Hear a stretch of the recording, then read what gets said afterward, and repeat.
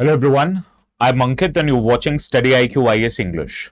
In our today's video, we'll try to understand why has Supreme Court of India reopened its 2018 judgment which pertained to entry of women into Sabarimala Shrine.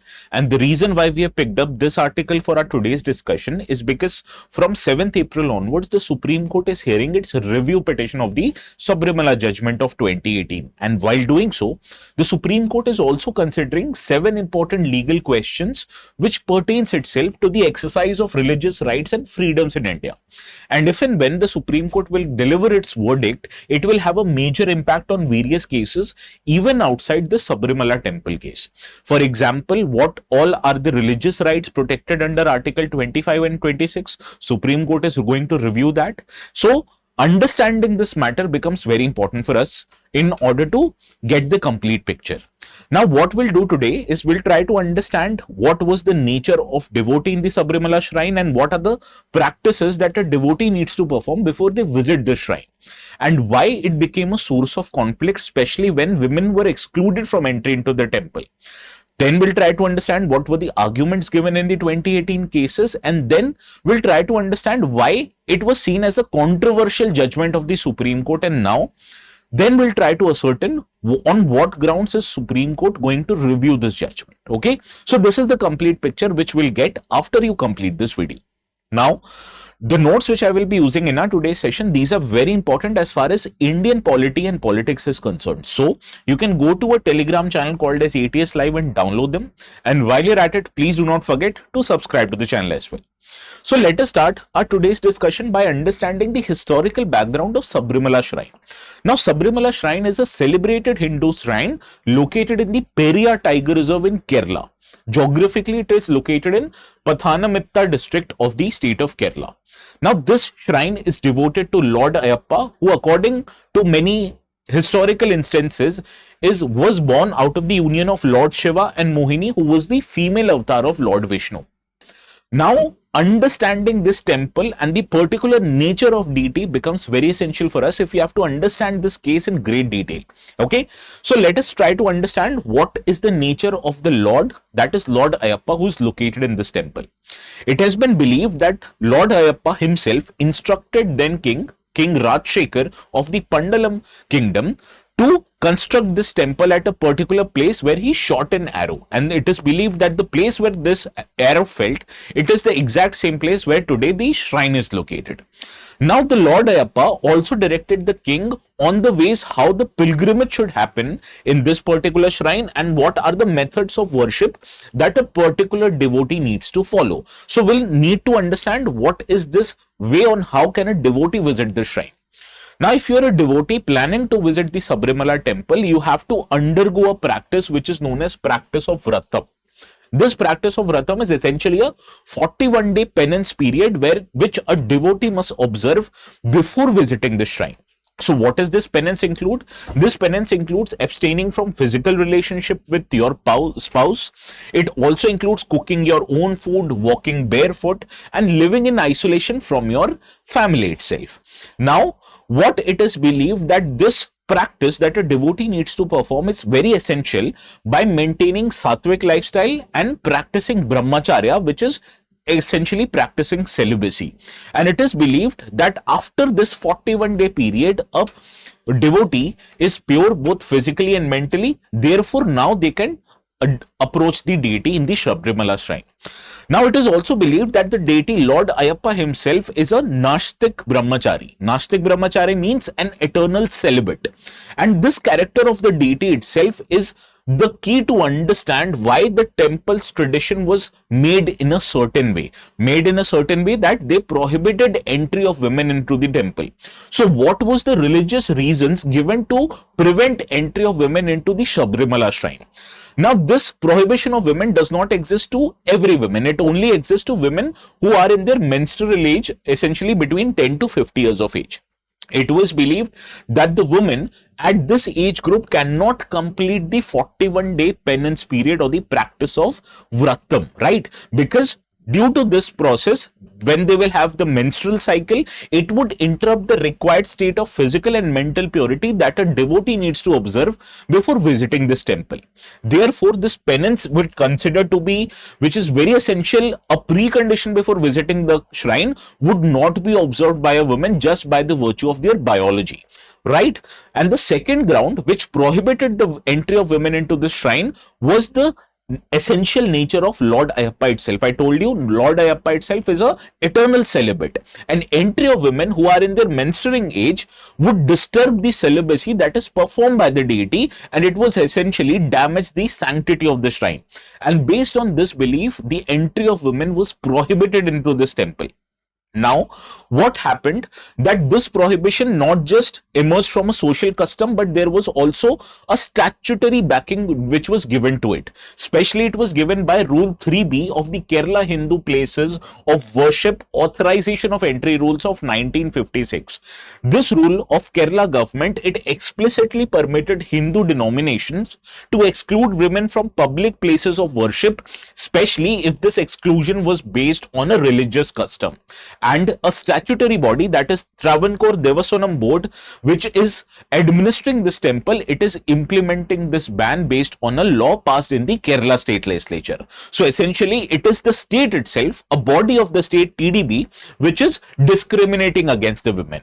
And based on this discrimination, a case was filed in 1991 in the High Court of Kerala, where a division bench of High Court of Kerala, essentially meaning two judges, they gave a judgment that this ban of women of menstruating age into the entry of Sabarimala shrine did not violate either Article 15 or Article 25. They believed that this restriction has existed since time immemorial, and therefore it was rightful for the government to enforce this ban, and if necessary, they can even use the police force for the same.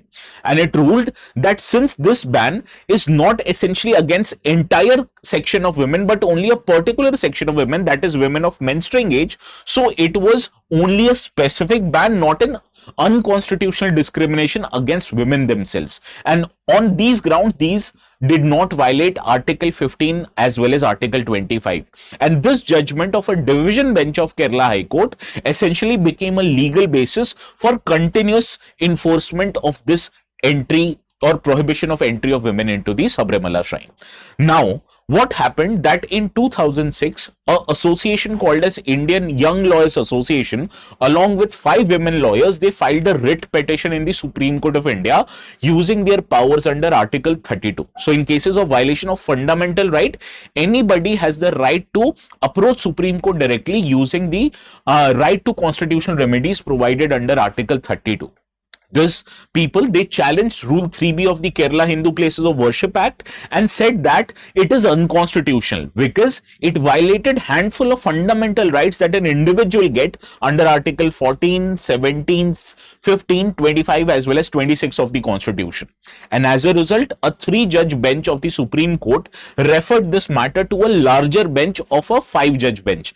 Any bench of Supreme Court which consists of 5 or more judges, it is known as a constitutional bench. And since this matter was of constitutional importance, therefore this matter was referred to a constitutional bench of 5 judges, which gave the judgment in August 2018.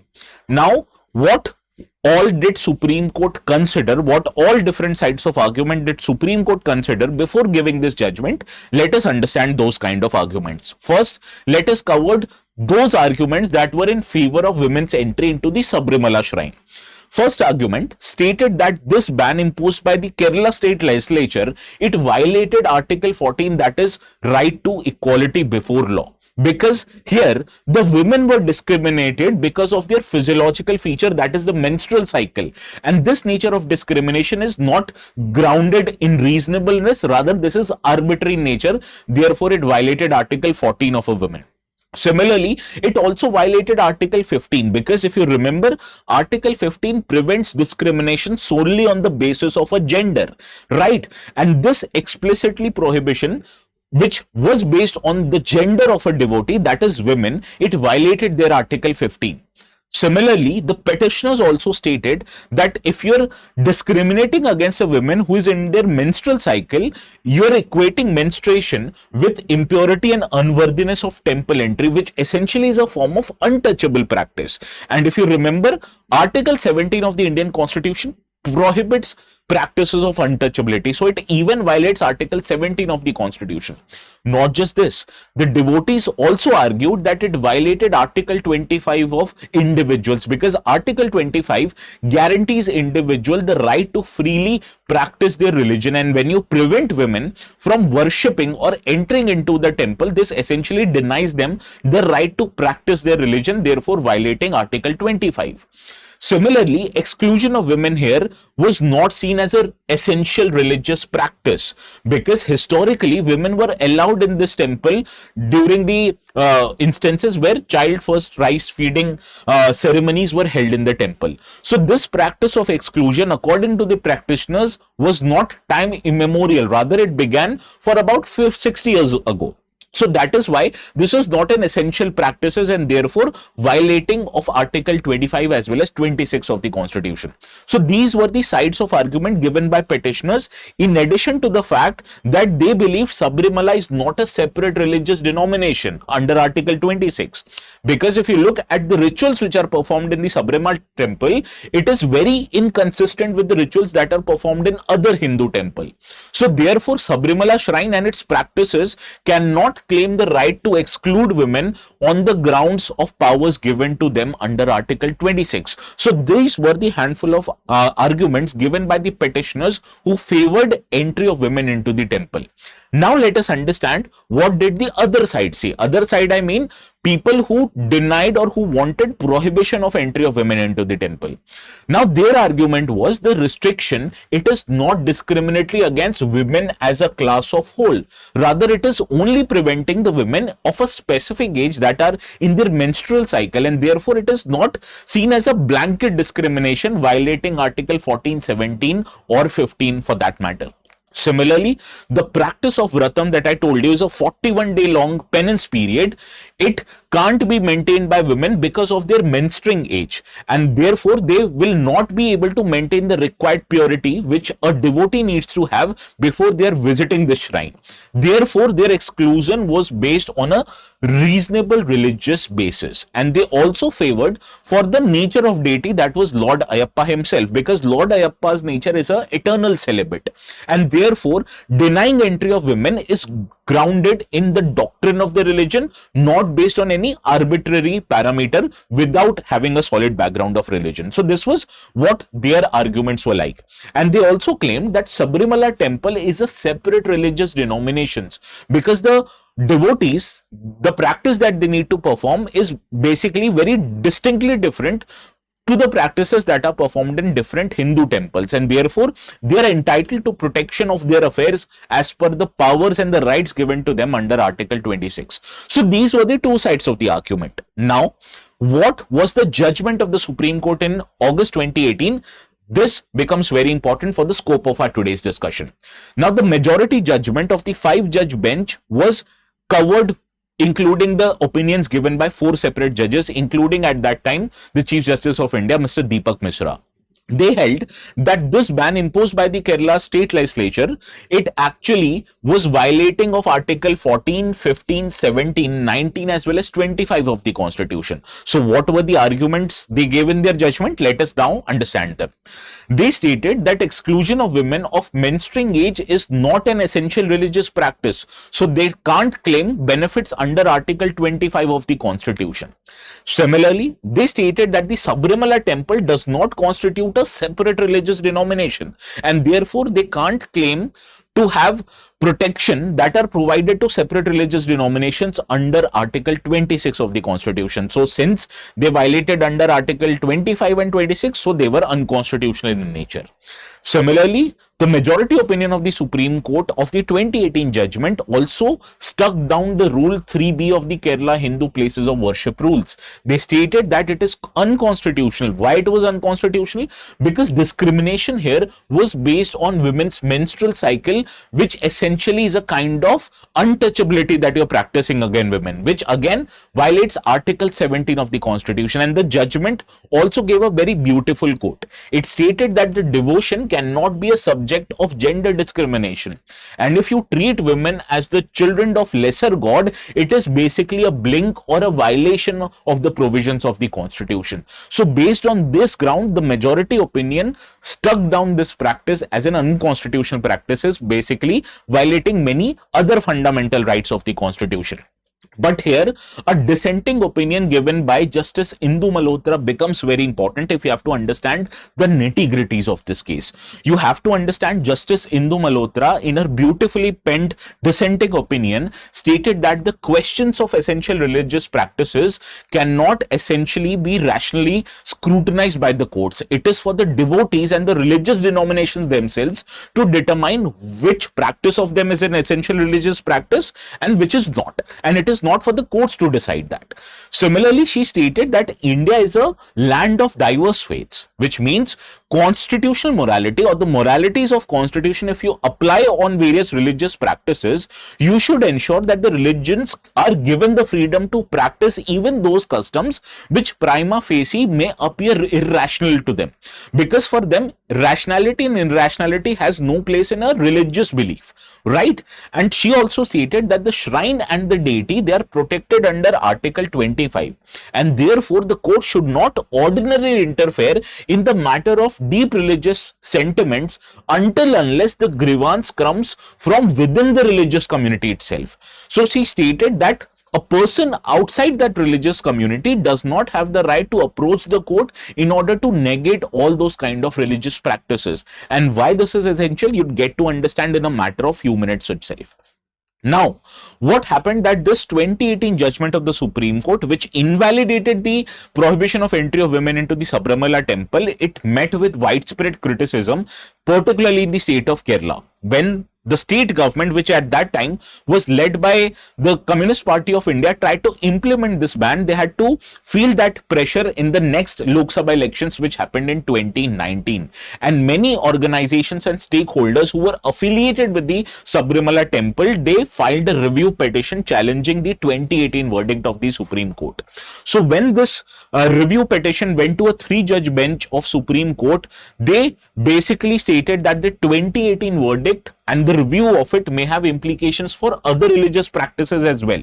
So we are referring this judgment to a larger bench, at least of 7 judges, if you have to invalidate a judgment given by a 5-judge bench. But importantly, what you have to realize here, the 3-judge bench did not stay the 2018 verdict. Now in 2020, when this verdict was being considered by a 9-judge bench, which at that time was led by the Chief Justice of India, Mr. S.A. Bobde, he held that the review petitions are maintainable, but it will also consider 7 other important constitutional questions which basically have the implications on how essential religious rights as well as religious practices are governed in the country. And as that matter of fact, this case reached a 9-judge constitution bench, which began hearing of this review petition on April the 7th, and it includes Chief Justice of India presently and other 8 important judges of the Supreme Court. Now, the court here is not just reviewing the 2018 verdict, but it is also considering 7 important constitutional questions which in future may have implications on exercise of religious rights of other religious denominations as well. So what are these 7 questions? Let us try to understand them one by one now. Now, first question that the Supreme Court is going to consider is what is the scope and ambit of the right to freedom which is provided to an individual under Article 25. If you read Article 25, it stated that Article 25, that is right to freedom of religion, is not an absolute right. Rather, it is a qualified right. In cases of public order, morality and health, there can be some reasonable restriction imposed on exercise of your right to religion. But Supreme Court in previous cases have also considered that only essential religious practices of a particular religion are protected under Article 25. And if any practice is not a part of essential religious practice, then the court will strike it down based if it violates other provisions of the fundamental rights. Similarly, what is the interplay or relation between Article 25, which gives right to an individual to practice their religion, and Article 26, which gives a right to a religious domination to regulate the practices of their religion? So suppose if I am an individual, I want to visit a shrine.